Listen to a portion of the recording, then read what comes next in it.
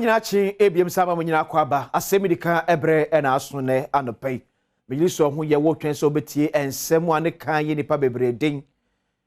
ye bebom ni a kira ma danse ye ta asem ne chi se ne be ya sabi enko ebosiremu ka anopai be chia musa se ho tese Salty side of penny ka se ye say IMF di ne me won be se May June de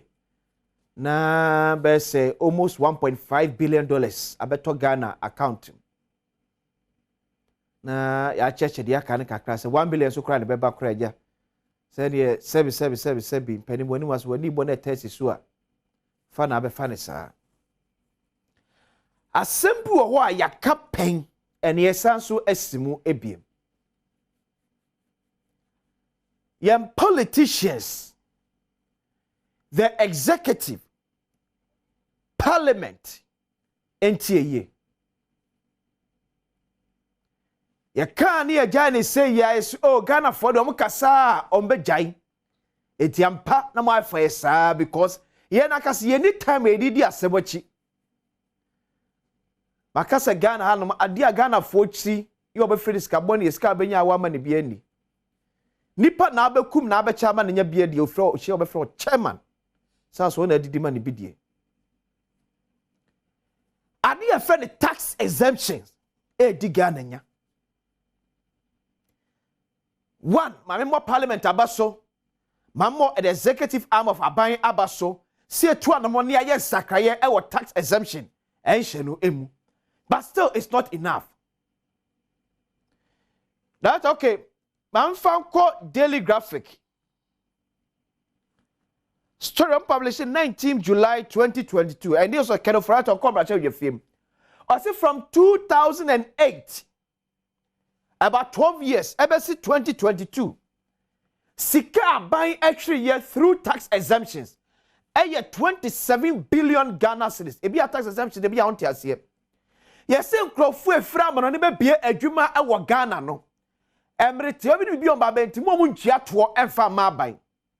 eto no betwia no won fam bie wo adwuma nim no won fa Ghana fo enwuma tax exemption ni nyina eno no kakakra bi ebatabata ho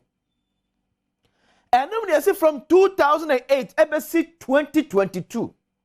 sika aban actually year through tax exemption a 27 billion Ghana cedis but order to two enwuma ka ye hwem say amafo anya sa exemption ebenya ho a ensi empai akoye avenue a amafo efra mo no ne ba bia enwuma o Ghana no efa so e de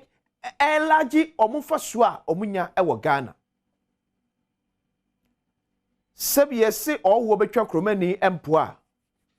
na kromani e na akire no efri ya politicians ya wo mo Ghana hanom some of our ministers some of our CEOs ya omo nwen Ghana ho wodwene wankasa afu ho edin mako bi anim ko parliament ko sikif tax exemption mo be $100 million na gbeko ba kwade ama no yesman tua to fafa manfo nyuma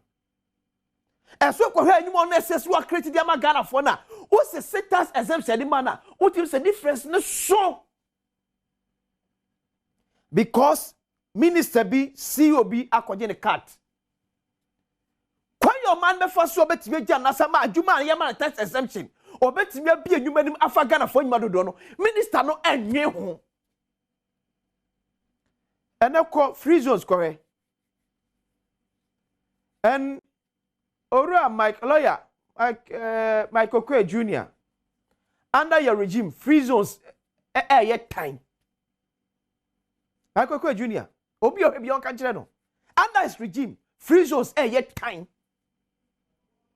and the party penifo a enwe Ghana fo ho sababa mu penifo a enwe Ghana fo e de abrofo e de amanfo nyuma e fa free zones tax free ba wo hwe ne ma so mo credit bond mam na etie mo tax free so for me o na bebre sa to ne ma no e wo dwaman so of porta on trade duty because a free zones niema e to so twa ma ban won twa because a free zones niema enen pelifo me di won pelifo de hye e for because ene taxes akosoro taxes akọ so wo ye Ghana na bia adwuma Ghana eto ebejo nya toketwa yesu bi fra brochire eba ebebie adwuma na kanya asem ne enka sebi o senya asem ne enka oman ya ye fifiri sie o sikasem mu ye nibi uwanya osika wo mamu ulo ukwoji ye ebese 1% interest every 0.05% yet Ghana edge loan etua 36% interest wa ukuta loan 1% interest eba Ghana obeji tax exemption na no te Ghana oji loan okotua faso esiwo 36% no ye twa ye gene tax na bampen for because ebi menyomo de editi ni ye pia yan pass ye to say parliamentary select committee on trade and industry call a tour ewo nyumakuam omko say omnya tax exemptions no apam de omko ye omko jiska MPs no ska son omko MPs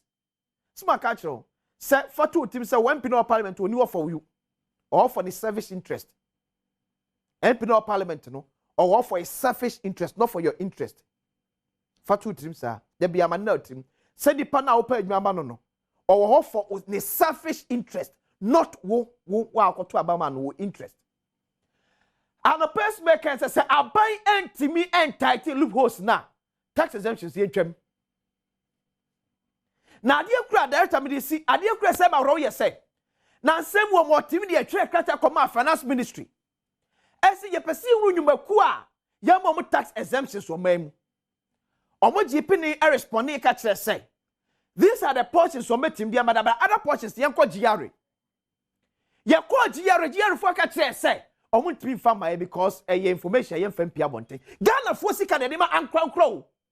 yes me enka kire Ghana for you are all part of the situation